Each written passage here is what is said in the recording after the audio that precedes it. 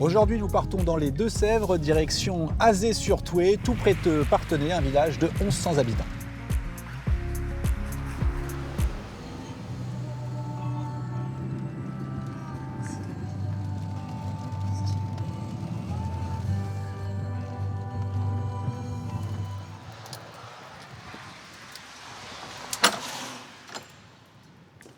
Bonjour. Merci de nous accueillir dans cette... C'est une chapelle, c'est ça? C'est une chapelle mariale, puisque la Vierge Marie est apparue à Azé-sur-Thoué. Notre-Dame de l'Agenouillé, c'est ça? Voilà. Donc c'était une châtelaine qui se rendait à la messe à l'église d'Azé-sur-Thoué, donc du bourg, et elle rencontre donc une mendiante. Et cette mendiante lui demande la charité, bien sûr, et elle décide de la ramener chez elle et de lui donner à manger. Donc ensuite, elle reprend son chemin pour aller à l'église d'Azé, et puis elle se met à genoux, à peu près au milieu du chemin, demandant pardon pour son retard. Et c'est à ce moment-là donc qu'elle a eu l'apparition de la Vierge Marie. Ça date de 1550. Et donc depuis, c'est devenu un lieu de pèlerinage, Oui, c'est un lieu de pèlerinage, où il y a un pèlerinage tous les ans.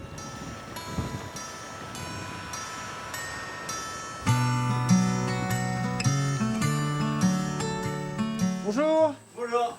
C'est superbe chez vous, là. Merci, c'est gentil. François, enchanté. Check. Valentin, enchanté. Vous Bonjour. êtes le fiston, c'est ça? Voilà, c'est ça. C'est vous Et qui... le gérant de l'entreprise. Ouais. Ok, vous avez ouvert cette chocolaterie il y a combien de temps?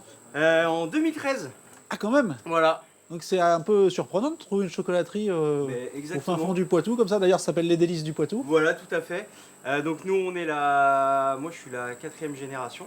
Donc arrière-grand-père, grand-père, mon père et moi. Donc qui était surtout dans la boulangerie à la base, boulangerie-pâtisserie. Donc alors nous, on est spécialisé en fait dans le trompe-l'œil, plus ou moins. Vous voyez, on fait du chocolat en forme d'outil, en forme de saucisson. Et puis on voit qu'il y a de belles plaques, de belles choses. Oui, ben on a essayé de faire un lieu assez atypique et à l'ancienne en fait pour C'est une belle découverte. être dans en tout cas. notre esprit. Ouais. Voilà. Super, merci. Merci à vous. Merci d'être venu. Je vous en prie. Bonjour. Alors on est sur le pont Charles Clisson, c'est ça? Exactement. Un pont en granit? En granit, tout à fait, qui donc a été édifié en 1902, grâce à la générosité d'un généreux donateur, M. Charles Clisson, qui a légué par testament la somme de 20 000 francs de l'époque à la commune d'Azé-sur-Thoué en demandant en contrepartie la construction d'un pont en pierre en remplacement du pont en bois qui existait précédemment. Alors dans ce village d'Azé, dont vous avez été maire, hein, il y a 11 ponts, c'est quand même pas commun ça. Comment ça se fait qu'il y a autant de ponts? Parce que le Thoué traverse la commune d'ouest en est sur donc près de 8 km. Donc effectivement, il y a quand même pas mal de voies qui traversent le Thoué et qui ont nécessité la construction de ponts.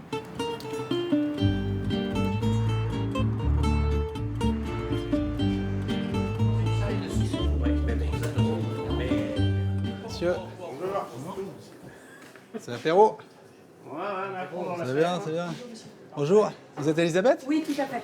Mon père est arrivé là à peine 25 ans pour travailler en France. Et puis, c'est un peu un hommage à mes racines. C'est pour ça que j'ai ouvert ce petit restaurant pour faire goûter mes plats un petit peu à des gens qui ont été au Portugal, visiter le Portugal, ou des gens portugais déjà.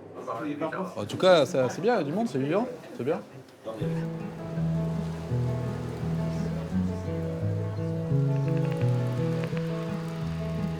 Bonjour. C'est les courageux d'Azé-sur-Thoué. Voilà, merci de venir à notre rencontre. C'est Jean-Pierre, c'est ça? Oui. Alors expliquez-nous, à Azé, vous avez beaucoup de chemins de randonnée, c'est ça? On a des chemins en campagne, on a des chemins creux de Gâtine, comme on dit chez nous, c'est-à-dire là vraiment, actuellement, ils sont difficilement praticables Ah oui. à cause de la météo. Vous avez combien de kilomètres alors?